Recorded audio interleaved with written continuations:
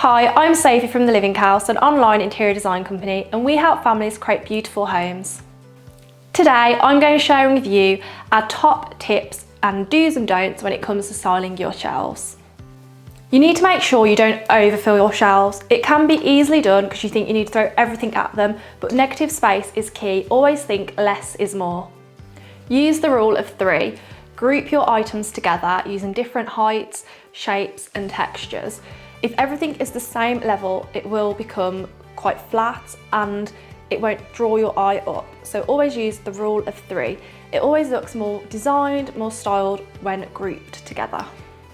Use books. They will be like your friend when it comes to styling your shelves. One, they're really affordable. You could pick some up in a charity shop. It doesn't have to be brand new.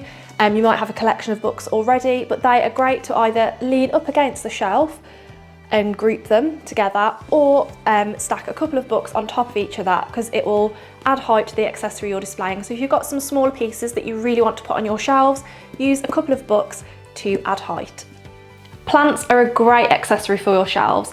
They'll add greenery. If they're trailing, they'll draw your eye up and down the shelves, which is a great space filler as well. And they can look amazing, whether it's artificial, because sometimes different lights don't react well to certain plants.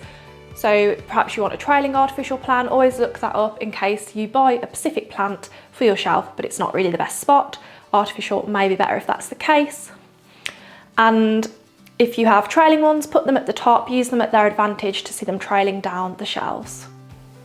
Your home should be filled with memories, so use pieces and accessories that are special to you. It might be a place that you went on holiday and you got a souvenir from, or it could be a gift you've had from a family member and friends, but always make your home feel like you with your personality. So don't feel like you always have to maybe buy that vase from H&M. You might have picked up a lovely piece from holiday that you want to show on your shelves. Use artwork as a backdrop. So these can be simply propped up against the back of the shelves. Don't obviously do it on every shelf. You want to spread the pieces of artwork out. So maybe you just have a couple of larger pieces. Of course, before you buy any artwork, always measure the size of your shelf because you want some clear space above so it doesn't look like it is cramped and filled the whole background of that shelf. And all you have to do is simply prop it up against the shelf, and then you could layer a couple of more prints together in different frames to give it a bit of a more interesting feel. Keep the larger items for the bottom of the shelf. This may be where you then have your built-in cupboards if you have built-in shelves like we're using today. So it could be a large bowl or a vase with height that's quite chunky. Leave these for the bottom. This will create a more balanced look. If you have too many things at the top of the shelf, it will look unbalanced and too top heavy.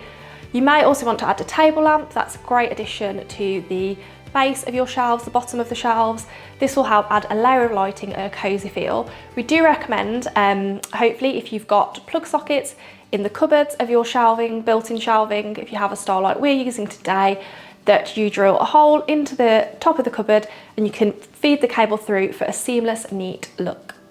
We hope you've enjoyed our shelf styling top tips and that you'll be using them in your own home. We'd absolutely love it if you could subscribe to our channel, and we will be sharing lots more interior tips with you soon.